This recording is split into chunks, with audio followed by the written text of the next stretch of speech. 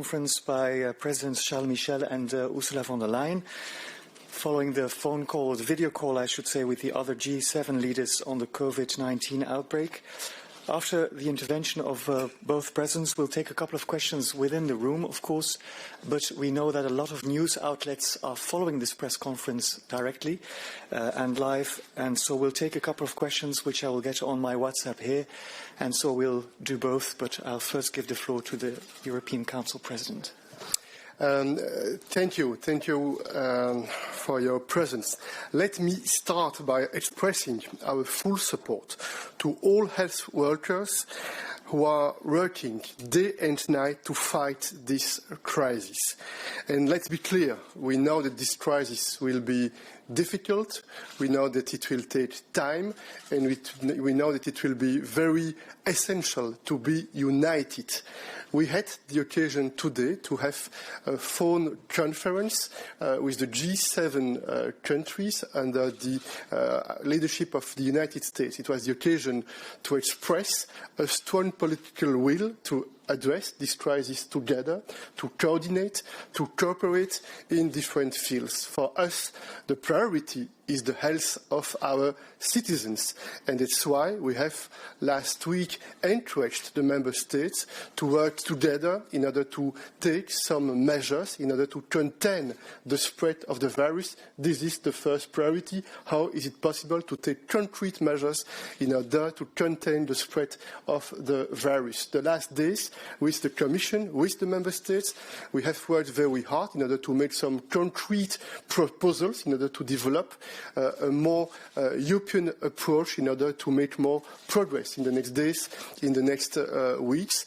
Et c'est la raison pour laquelle nous avons, en coopération avec les États membres, travaillé sur des propositions afin de gérer la question des frontières intérieures et des frontières extérieures de l'Union européenne. Et la présidente de la Commission aura l'occasion de développer ce sujet extrêmement important.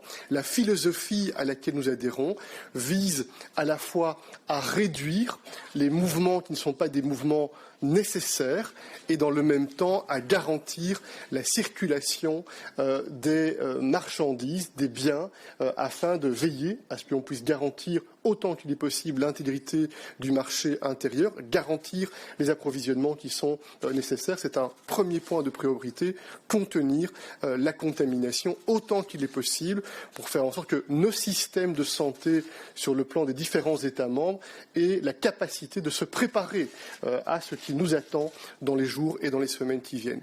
A second essential point is the medical equipment, and it's important to continue what we are trying to do in order to guarantee the possibility for the member states to have access to the medical equipment. We are working on that with the member states, and we will continue in the next days all the efforts in order to face this other important challenge. Third point, we have announced last week that we were working very hard in order to guarantee more support for the researchers in order to make more progress and to be able to develop a vaccine. It was also the occasion during this G7 core conference to decide to work more together in order to be able as soon as possible to make concrete progress, which is also very important.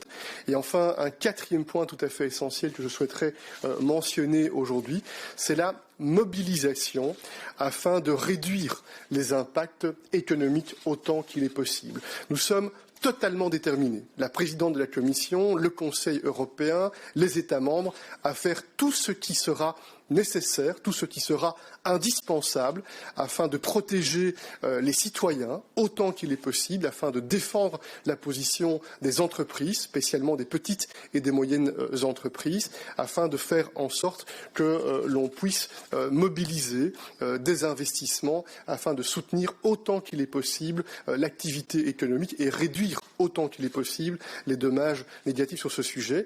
Il y a en ce moment par vidéoconférence une réunion des ministres des Finances européens. Nous avons eu l'occasion de préparer cette réunion avec les différents États membres, avec le président de l'Eurogroupe, avec la présidente de la Commission et la présidente de la Banque centrale européenne aujourd'hui. Et le message que nous voulons adresser, c'est la mobilisation politique afin que nous puissions être déterminés à utiliser tous les instruments, et ils sont nombreux, tous les instruments dont nous disposons pour être à côté des citoyens, à côté des familles qui sont ou qui vont être affectées par les conséquences économiques, à côté des entreprises, qu'elles soient grandes, petites et moyennes. Et c'est aussi le sens de cette mobilisation dans le cadre du G7. Nous espérons aussi pouvoir étendre cette mobilisation à d'autres pays au travers du G20 et d'autres manières de coopérer sur le plan multilatéral. D'un mot, je conclus en disant que nous devons la vérité aux citoyens européens. Cette crise est sérieuse, elle va être longue, elle va être difficile, mais c'est la raison pour laquelle nous sommes convaincus qu'il faut être unis, être rassemblés, se serrer les coudes plus que jamais, faire aussi un appel à la discipline des citoyens. Chaque citoyen individuellement doit être amené à respecter les consignes qui sont données sur le plan international, national ou sur le plan local. Nous sommes tous acteurs responsables. On peut toutes et tous contribuer à faire en sorte que l'on puisse remporter cette bataille contre cette crise difficile que nous devons affronter si nous prenons la décision individuellement, personnellement, de s'inscrire dans une démarche de responsabilité collective. C'est aussi un signal important que nous voulons adresser aujourd'hui. Thank you very much, Charles. Indeed, we face a global health crisis, and this global health crisis has a severe impact on people, but also has a severe impact on our economies. And today, indeed, in the G7 conference, we were sending a very strong message that by staying together, by working together and coordinating, we are able to weather this storm, which is a global storm without any question. Coordination is of the utmost importance. You mentioned it, and therefore we had indeed several topics we were working on.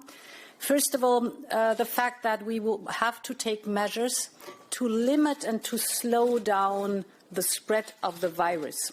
This is important that our healthcare system is able to deal with the amount of patients that are severely ill, and therefore it's of utmost importance to take all these measures member states are taking right now to slow down social contacts, to slow down public life, and therefore to slow down the spread of the virus. On the other hand, this poses a lot of questions on how to maintain the rapid flow of goods and how to keep our economy agile and vital. And in this context, we informed today our G7 partners that we propose to introduce a temporary restriction on non-essential travel to the European Union. Why that? Because we think non-essential travel should be reduced right now too, in order to not to spread the virus further, be it within the European Union or by leaving the European Union, but also to avoid non-essential travels, not to have more potential strain on our healthcare system. Of course, there will be exemptions, for example, for EU citizens coming back home, for healthcare workers like doctors and nurses, but also scientists working on the solution of this health crisis we do see, but also people commuting on borders who are working on both sides of the borders. For example, there will be exemptions. It is a restriction that should be in place for an initial period of 30 days, and we have been talking about that with the G7 partners.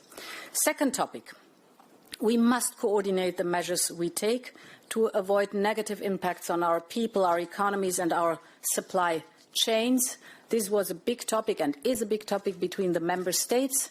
It is important to look at the different measures, how they are taken, and I think of utmost importance is that neighbouring countries harmonise their measures so that this is the same strong message to the people that the member states are conveying, because here this increases then the certainty for people to know that it is, yes, difficult at the moment being, but it's for the best of their health, and for the moment this is necessary.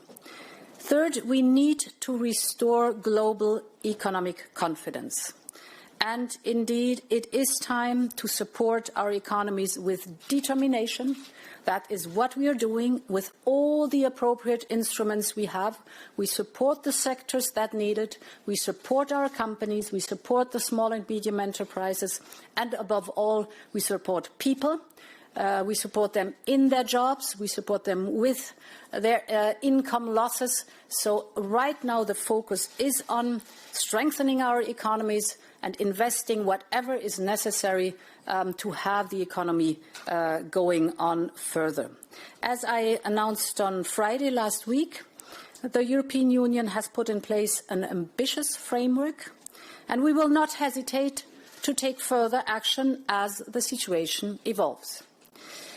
Fourth and last point, indeed, we need to boost research on vaccines and therapies, also on diagnostics. It was interesting to hear in the G7 debate that there is a strong focus or strong support for CEPI, which is an initiative we started together. Although those members of G7, we started after Ebola, so it's coming from the lessons learned from Ebola, a platform of renowned scientists. This is also a message of strong coordination here to put a lot of emphasis on a promising project, on a platform that has already proven that it is very effective in this area. And finally, the international response should be broadened, and therefore we agreed today to also call upon G20 to accelerate work so that our response is as effective as possible globally. Thank you. We'll first take a question of Politico. Yes, David. And then.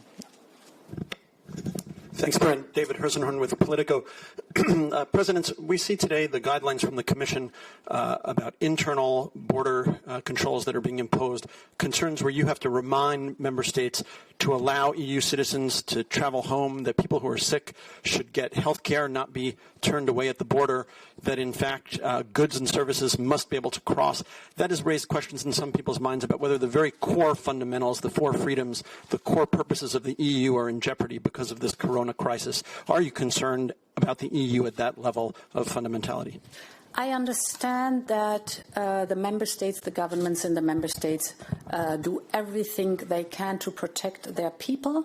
But indeed, we have to be very careful to find the right balance between, on one hand, restricting the social contacts and therefore the virus to spread, but on the other hand, not to hamper our single market, because right now we need a very well-functioning single market to deliver on the goods we need. And therefore we put out in our guidelines that we recommend to install so-called green corridors, fast lanes, for the good transport, so that the traffic jams will end and that we have a fast flow of goods. This is important for keeping up the single market and keeping up our economy. Okay, next question, please. Hello, Quentin Arias for the Washington Post. During your phone call, did you discuss with Mr. Trump on what's happening with the German company CureVac and on media reports about the US wanted to have exclusive access to this vaccine cure? Like I know Mrs. von der Leyen, you are discussing with executives of this company later on today. So I was wondering, like, did you talk with Mr. Trump about the issue and did he confirm it, like he wanted to have exclusive access? We expressed a very strong political will. We considered that it is very important to work together in order to develop therapies, to develop vaccines. We mentioned a very concrete initiative, a very concrete proposal, and during this video conference we felt a very strong common political will in order to make progress together also in this field. Okay, I have a couple of remote questions. by Jennifer Rankin from The Guardian, ANSA, Patrizia Ancioni. A question for both President Michel and President von der Leyen. Has the travel ban already been approved by the Member States, or should the European Council decide tomorrow? And will this apply to UK citizens? We have worked together the last hours in order to inform the different Member States that we were working together in order to take some measures regarding the borders. It was important, first of all, to inform officially the G7 countries, what we did during this phone call. We will have tomorrow a video conference with the 27 member states, and in the next hours we will continue to inform, to explain what the Commission is proposing, because, as you probably know, this proposal for the Commission has to be agreed by each member state. Each member state has the possibility to implement what the Commission will propose. Yeah, we had indeed together a reach out over the weekend to the majority of member states. And there was a strong support. So officially tomorrow we're going to finalize that. And your question on the UK citizens, the UK citizens are European citizens. So, of course, there are no restrictions for the UK citizens to travel to the continent. I have one last question from Jim Brunsden from the Financial Times for both presidents.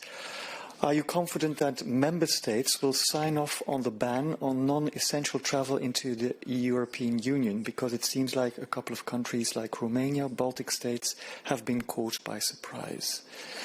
Also, have the 4 Schengen associate countries agreed to this? A question from the Financial Times. Yeah, I had the opportunity to talk beforehand, for example, to Norway and, for example, to Switzerland. And I'm aware of the fact that they already introduced measures that are very close to that. So for them, it was, first of all, very positive to see that there will be no changes for their citizens, but that they are included in this scheme we want to put up. Thank you very much. Following the EU Co-Council tomorrow, we'll organize another press briefing.